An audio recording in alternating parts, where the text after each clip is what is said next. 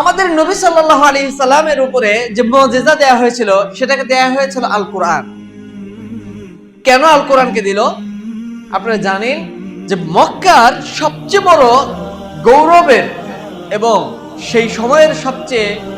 আলোচনার বিষয়বস্তু ছিল সাহিত্য, আরবি সাহিত্য। আপনারা যারা আরবি সাহিত্য পড়াশোনা করেছেন, একদম ইমরুল কাইস থেকে শুরু করে যত ধরনের আরবি সাহিত্য, প্রাচীন সাহিত্য আছে, সেই সময়ের মক্কার সংস্কৃতির মাঝে সংস্কৃতি চিন্তা করতে গেলেই আরবি সাহিত্য, কবিতা, আবৃত্তি এবং কাব্য,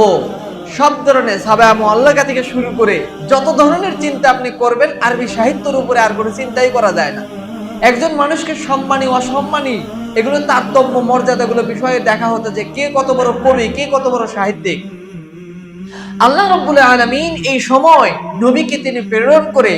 ওই জাতি এবং ওই জনগোষ্ঠীর উপরে তিনি এই কোরআনকে এত বিস্ময়কর ভাবে সৃষ্টি করে দেখিয়েছেন যে পৃথিবীর মধ্যে শুধুমাত্র এই সমাজ এবং এই আরব নয়, আরব অনারব থেকে শুরু করে পুরো জাহানের মধ্যে এই কোরআনকে এত সাহিত্যপূর্ণ, এত বালাগাতপূর্ণ, এত ফাসাহাতপূর্ণ করে তিনি তৈরি করে দিয়েছেন ওই আরবের উপরে, আজমের উপরে, যা পৃথিবীতে শুধুমাত্র আরবের উপরে নয়, ওয়ানারব, যার ভাষা, যার সাহিত্য, যার উচ্চারণ, যার রং, যার ঢং, সব কিছু পৃথিবীব্যাপী এক। আপনি এখান থেকে নোয়াখালী পর্যন্ত যাবেন, যা দেখবেন ভাষার তারতম্য রয়েছে, কিন্তু কোরআনের তেলাওয়াতের যে লাহজা, কোরআন তেলাওয়াতের যে সৌন্দর্য,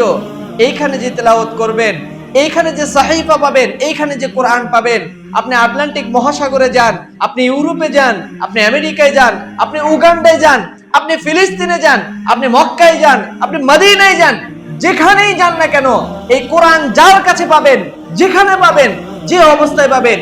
এক এবং অভিন্ন। এটা হলো কোরআনের সবচেয়ে বড় মুজিজা।